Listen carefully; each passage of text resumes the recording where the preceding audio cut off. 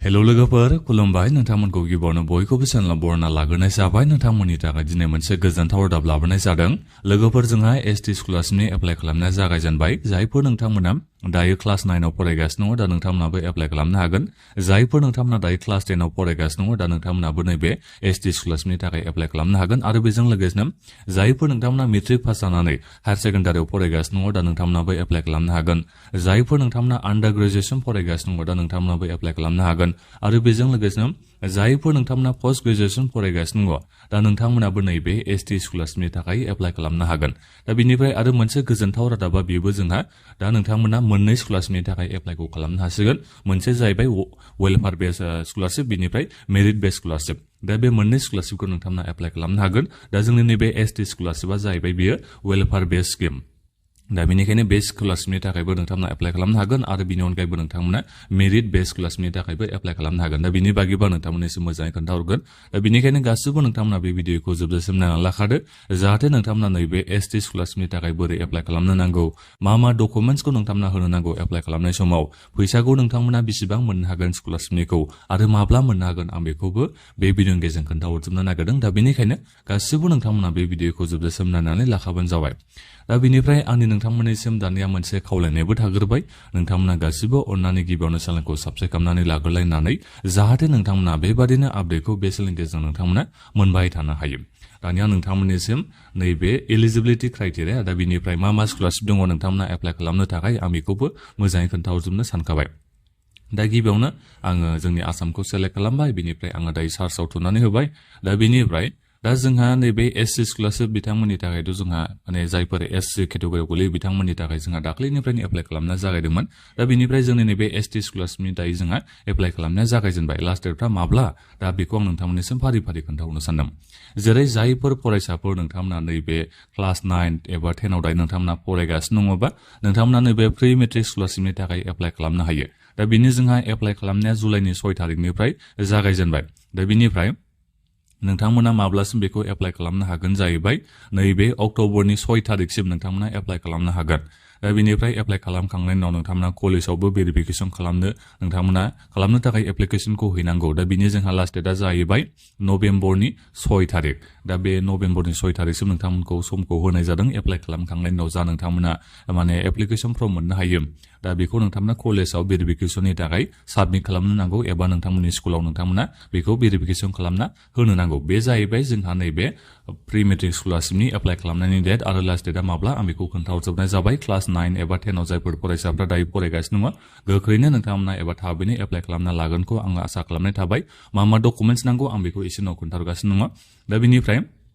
Post matric scholarship जायफोर फरायसाफ्रा दायो दाख्लै बावै मेट्रिक पास जानानै हायार सेकेन्डारि फार्स्ट इयाराव दङ एबा सेकेन्ड इयाराव दङ जायफोर नोंथांमोना आन्डार ग्रेजुएसन फरायगासिनो दङ जायफोर नोंथांमोना मा होनो बेखौ पोस्ट ग्रेजुएसन फरायगासिनो दङ दा नोंथांमोना एप्लाइ खालामनो हाबाय नैबे पोस्ट मेट्रिक स्कलारशिपनि थाखाय जोंहा एप्लाइ खालामनाया माब्लानिफ्राय जादों होननानै बुंनो थाङोबा नोंथांमोना नायनो हागोन बहा थांखो नैबेलाय जोंहा 6 तारिखनिफ्राय जाबाय थांनाय जुलाइनि जोंहा 6 तारिखनिफ्राय एप्लाइ खालामनाया जाबाय दा बिनिफ्राय लास्ट डेटआ जाहैबाय अक्ट'बरनि 6 तारिख दा अक्ट'बरनि 6 तारिखनि भितरसिमाव नोंथांमोना एप्लाइखौ खालामनानै जाबाय कलेजाव भेरिफिकेसन खालामनायनि जोंहा लास्ट डेटआ जाहैबाय नभेम्बरनि 6 तारिखसिम दा बे जाहैबाय जोंहा पोस्ट मेट्रिक स्कलारशिपनि डेटफोरा दा बिनिफ्राय आं नोंथांमोननिसिम दानिया नोंथांमोना फैसाखौ माब्ला मोननो हागोन मा डकुमेन्ट्सखौ होनानै एप्लाइ खालामनो नांगोन आं बेखौ दानिया फारि फारि नोंथांमोननिसिम खोन्थाहरनोसै आं गिबियावनो क्लास 9 10 आव जायफोर फरायसाफ्रा फरायगासिनो दङ दा नोंथांमोननिखौ आं गिबियावनो खोन्थाहरनोसै दा नोंथांमोना नुदों जानांगौ नै क्लास 9 10 दा बिनिफ्राय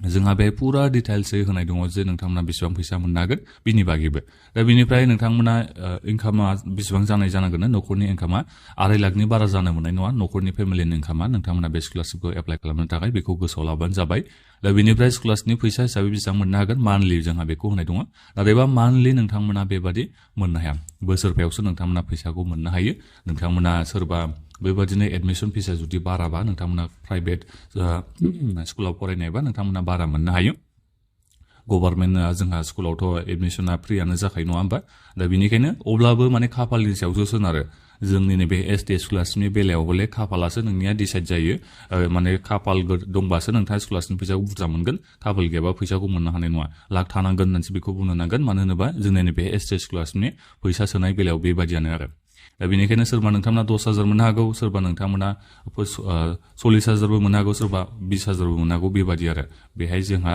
जेबो माबा होनाय गैया, लिमिट होनाय गैया बेसेबां फैसा नोंथांमोना मोननो हागोन बेखौ। दा बेनिफ्राय मा डकुमेन्ट्स नांगौ आं बेखौ खोन्थाहरनो सानदों। आधार नाम्बार नोंथांमोना होनो नांगोन, माने आधार कार्ड। बेनिफ्राय डोमिसाइल सार्टिफिकेट। दा बे डोमिसाइल सार्टिफिकेटखौ नोंथांमोना गावबागावनि कर्टआव थांनानै बानायना लाहैबानो जाबाय, गावबागावनि डिस्ट्रिक्ट कर्टआव नोंथांमोना थांनानै बेखौ बानायना लाहैबानो जाबाय।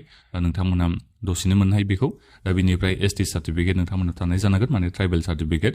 इनकाम सार्टिफिकेट बेखौ नोंथांमोना न'खरनिखौ दिहुननांगोन, एबा इनकाम सार्टिफिकेट नोंथांमोनाव थानाय जानांगोन। जायफोर डिसेबिलिटि दङ नोंथांमोना डिसेबिलिटि सार्टिफिकेटखौ नोंथांमोना होनो नांगोन। बेनिफ्राय पासपोर्ट साइज फट'ग्राफ होनो नांगोन। दा बेखिनि डकुमेन्ट्सखौ होनानै नोंथांमोना एप्लाइ खालामनो हागोन।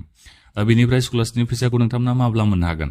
दा स्कलारशिपनि फैसाखौ जोंहा बेहाय होनाय बायदिबाथ' नोंथांमोना नैबे अक्ट'बरनि 3 थारिखआव मोननांगौ। जेनेबा देग्लाय जायफोर नोंथांमोना एप्लाइ खालामबाय, फैगोन बोसोरनि अक्ट'बरनि 3 थारिखआव नोंथांमोना मोननो हागोन, जायफोर नोंथांमोना देग्लाय बोसोराव फ्रेश एप्लाइ खालामनाय। नाथायबा जायफोर नोंथांमोना देग्लाय बोसोराव रिनिउवेल एप्लाइ खालामनाय, दा नोंथांमोनाबो फैगोन बोसोरनि अक्ट'बरनि 3 थारिखआव स्कलारशिपनि फैसाखौ मोननो हागोन जाहैबाय। लिरना होनायावथ' जोंहा बेबादि होनाय दङ, नाथायबा स्कलारशिपनि फैसाखौ बेबादि एक्जेक्टलि डेटआव सोना होनाय जायाखै। मानो होनोबा दासिमबो 2023-24 बे मायथाइनि 25 बे मायथाइनि फैसाखौनो दासिमबो गोबां फरायसाफ्रा मोननो हायाखै। माखासेया मोननो हादों 2023आव, जेनेबा 50% फरायसाफ्राल' मोननो हादों, नाथायबा 50% फरायसाफ्रानो मोननो हायाखै 2023आवबो। दा बेनिखायनो जोंहा 2024आवथ' रावबोथ' मोननो हाखायासै, 2023आवबो हाफ पार्सेन्टल' मोनबाय। दा बेनिफ्राय 2025निखौबो नै दिनैसिम मोननो हानाय जायाखै। दा बेनिखायनो बे जोबोद मोनसे दुखुनांथाव बाथ्रा होननानै बेखौ बुंनो नांगोन। दा बेनिफ्राय आं नोंथांमोननिसिम पस्ट मेट्रिक स्कलारशिपनिखौ दानिया खोन्थाहरनोसै। जायफोर नोंथांमोना दाख्लै बावै हायार सेकेन्डारि पास जानानै आन्डार ग्रेजुएसन फरायगासिनो दङ, दा नोंथांमोना माने गासिबो नैबे स्कलारशिपनि थाखाय एप्लाइ खालामनो हायो, पस्ट मेट्रिकनि थाखाय। आरो मेट्रिक पास जानाय जायफोर हायार सेकेन्डारि फरायगासिनो दङ, दा नोंथांमोनाबो एप्लाइ खालामनो हायो। आन्डार ग्रेजुएसन फरायबाय थानाय नोंथांमोनाबो एप्लाइ खालामनो हायो। दा बेजों लोगोसेनो पस्ट ग्रेजुएसन फरायबाय थानाय नोंथांमोनाबो एप्लाइ खालामनो हायो। दा बेवहाय जोंहा गोबां बायदिसिना गाइडलाइन्स होनानै दोनो, बेखौ नायबानो जाबाय। न'खरनि फेमिलिनि इनकामा 2 लाखनि बारा जानो मोननाय नङा एप्लाइ खालामनो थाखाय। दा बेनिफ्राय नोंथांमोना नुखाबाय जानांगौ ने, क्वालिफिकेसननि गासैबो डिटेल्सखौ बेहाय होनाय दंखायो। जायफोर आन्डार ग्रेजुएसन फरायगासिनो दं, ITI लानाय, दा नोंथांमोनाबो एप्लाइ खालामनो हाजोबो बेहाय। ITI, भकेसनेल स्ट्रिम बायदिसिना नोंथांमोना जायखिजाया माने कर्स लादोंबा नोंथांमोना एप्लाइ खालामनो हायो जाहैबाय नैबे माबानि थाखाय, पस्ट मेट्रिक स्कलारशिपनि थाखाय। दा बेखौ मिथिना लाबानो जाबाय। जायफोर फरायसाफ्रा ITI नि एडमिसन लाबाय नोंथांमोनाबो एप्लाइ खालामनो हायो। स्कलारशिपनि फैसाखौ बेसेबां मोननो हागोन बेहाय जोंहा लिरना होनाय दङ, नाथायबा एक्जेक्टलि बेबायदि फैसाया हाबा। नोंथांमोना बेखौ जा बेहाय नुनो मोनदों बेबायदि नोंथांमोना स्कलारशिप फैसाखौ मोननाया, सोरबा नोंथांमोना 1600 मोनगोन, सोरबा 40,000 मोनगोन, सोरबा 50,000 मोनगोन, सोरबाथ' 60,000 मोनगोन, सोरबा नाथायबा बेबायदिनो 700बो मोननो हागौ, सोरबा 1200बो मोननो हागौ। बेबायदि आरो जोंनि नैबे ST स्कलारशिपनि बेलायाव। दा बेनिफ्राय मा डकुमेन्ट्स नांगौ होननानै बुङोबा आं बेखौबो नोंथांमोननिसिम खोन्थाहरनो सानबाय। मा डकुमेन्ट्स नोंथांमोना होनो नांगोन? आधार कार्ड नोंथांमोना होनो नांगोन, डोमिसाइल सार्टिफिकेट, बिनिफ्राय नोंनि बे फरायनायनि सार्टिफिकेट, डिप्ल'मा, डिग्री जायखिजाया मा नोङो लानाय नोंनि बे सार्टिफिकेटखौ नोंथांमोना होनो नांगोन। दा बिनिफ्राय CGPA बेखौ नोंथांमोना होनांगोन जाहैबाय, बेथ' नोङो मार्कशिटआवनो थाखागोन बेयो। बिनिफ्राय ST सार्टिफिकेट माने tribal certificate, family income certificate माने इनकाम सार्टिफिकेटखौ नोंथांमोना होनो नांगोन। जायफोर डिसेबिलिटि केटेगरियाव गोलैयो डिसेबिलिटि सार्टिफिकेट नोंथांमोना होनो नांगोननो। दा बिनिफ्राय पासपोर्ट साइज फट'ग्राफ नोंथांमोना होनो नांगोन। दा बेखिनि डकुमेन्ट्सखौ होनानै नोंथांमोना एप्लाइ खालामनो हागोन। दा बिनिफ्राय स्कलारशिपनि फैसाखौ नोंथांमोना माब्ला मोननो हागोन? स्कलारशिपनि फैसाखौ नोंथांमोना फैगोन बोसोरनि, जायफोर नोंथांमोना दायो देग्लाय बोसोराव एप्लाइ खालामगोन, फैगोन बोसोरनि डिसेम्बरनि 3 थारिखआव नोंथांमोना स्कलारशिपनि फैसाखौ मोननो हागोन जाहैबाय। फ्रेश जायफोर नोंथांमोना दायो एप्लाइ खालामगोन। दा बिनिफ्राय जायफोर नोंथांमोना देग्लाय रिनिउवेल एप्लाइ खालामगोन, नोंथांमोना फैगोन बोसोरनि नभेम्बरनि 15 थारिखआव फैसाखौ मोननो हागोन जाहैबाय। नाथायबा बेबादि स्कलारशिपनि फैसाखौ सोआ बिथांमोना, जा बेहाय डेट होनानै दोनदों बे डेटआव बिथांमोना माब्लाबाबो स्कलारशिपनि फैसाखौ सोफेराखै। बोसोरथाम जालायलांबाय। दा बिनिखायनो थांनाय बोसोराव एप्लाइ खालामनायाबो मोनाखै, 2024आव एप्लाइ खालामनायाबो मोनाखै। दा बिनिखायनो माब्ला स्कलारशिप फैसाखौ सोगोन दा बेखौ बुंनो हाया। RTI होनाय जादोंमोन आङो आसाम सरकारनिसिम, नाथायबा दिनैसिमबो रिप्लाइखौनो होआखै। मास मोनसेयानो बारलायलांबाय। बिथांमोना बोरै उत्तर होनो हानो, जेनेबा बिथांमोना फैसाखौनो होखायाखै नालाय, फैसाखौनो हरखायाखै नालाय। दा बिनि थाखायनोथ' बिथांमोना आंनिसिम नैबे RTI नि रिप्लाइखौ हरनो हानाय जायाखै। दा बेखौ नोंथांमोना बयबो दायो मिथिनाबो मोनखाबाय। दा बिनिफ्राय नोंथांमोनाथ' बे ST स्कलारशिपनि थाखायथ' एप्लाइ खालामनो हाबाय, आरो बेजों लोगोसेनो जायफोर नोंथांमोना पार्सेन्टेजआ मोजां नोंथांमोना ST स्कलारशिपखौबो एप्लाइ खालामनो हागोन। आरो बेजों लोगोसेनो नैबे ईशान उदय स्कलारशिपनि थाखायबो नोंथांमोना एप्लाइ खालामनो हागोन। जोबोद मोनसे मोजां खाबु होबाय होननानै बेखौ बुंनो नांगोन।